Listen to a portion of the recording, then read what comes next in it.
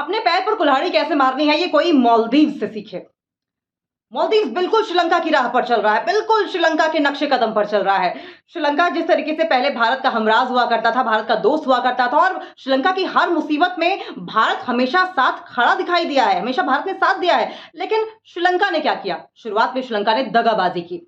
श्रीलंका गया, चीन की गोद में जाकर बैठ गया और उसके बाद चीन ने श्रीलंका के साथ क्या किया? चीन ने श्रीलंका को ऐसे कर्ज के माया जाल में फंसाया कि श्रीलंका कराह उठा, उनकी इकोनॉमी ध्वस्त हो गई, लोग भूखे मरने को मजबूर हो गए। 1 किलोमीटर जाने के लिए कैब से 5,000 रुपए देने पड़ते थे। एलपीजी सिलेंडर्स के दाम आसमान छू रहे थे, लोग हाहाकार कर रहे थे। और उस वक्त मदद के लिए भी कौन आगे आया था?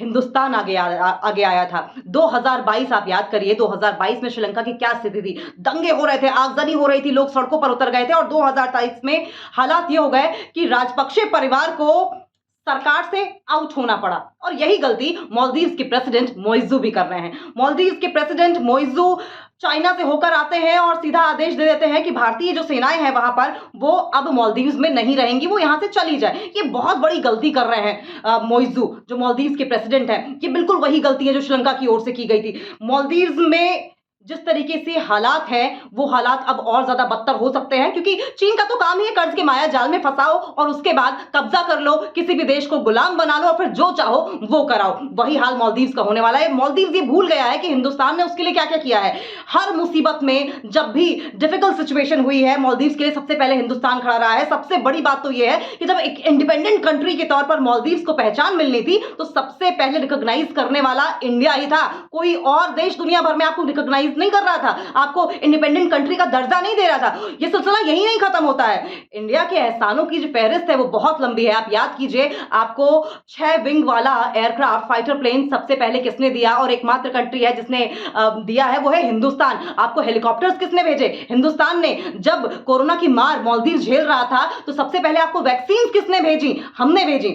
और इसके अलावा जब वहां पर पानी के लिए त्राहिमाम हो रहा था तो मिनरल वाटर, बिस्लेरी जैसे मिनरल वाटर की खेप हमने वहां भेजी, जब तक कि आपकी आपूर्ति पूरी नहीं हो गई। इसके अलावा जब वहां पर मेडिकल सिचुएशन खराब होती है या अस्पतालों में सर्विसेज नहीं होती, कोई गंभीर पेशेंट होता है तो उसे एयर के जरिए इवैक्यूएट करके यहां हिंदुस्तान में इलाज किया जाता है। वहां की तमाम जो दवाइयां हैं वो हिंदुस्तानी है। इतना नहीं और कितना कोई पड़ोसी देश आपके लिए करेगा। लेकिन उसके बावजूद आप लोगों ने जिस तरीके से मालदीव ने हिंदुस्तान के लिए, हिंदुस्तान के प्राइम मिनिस्टर के लिए अभद्र टिप्पणी की है, वो वाकई शर्मनाक है। और इस पर भी कौन कहे कि मालदीव शर्मिंदा हो या मालदीव के प्रेसिडेंट शर्मिंदा हो। मालदीव के जो तेवर हैं वो वाकई बेहद खराब है। न सिर्फ विश्व पटल पर उनकी किरकिरी हो रही है, बल्कि उनके देश में भी अब उनके खिलाफ आवाजें उठने लगी है। लेकिन एक बात मालदीव को समझनी पड़ेगी, कहीं ऐसा ना हो कि आप चीन के गुलाम बनकर रह जाए, बिल्कुल श्रीलंका की तरह। हालांकि श्रीलंका को बाद में अकल तो आ गई, श्रीलंका बाद में संभला। जब उसकी अर्थव्यवस्था जब गंभीर थी, नीचे गिर रही थी, तो हिंदुस्तान ने एक बार फिर से मदद का हाथ आगे बढ़ाया,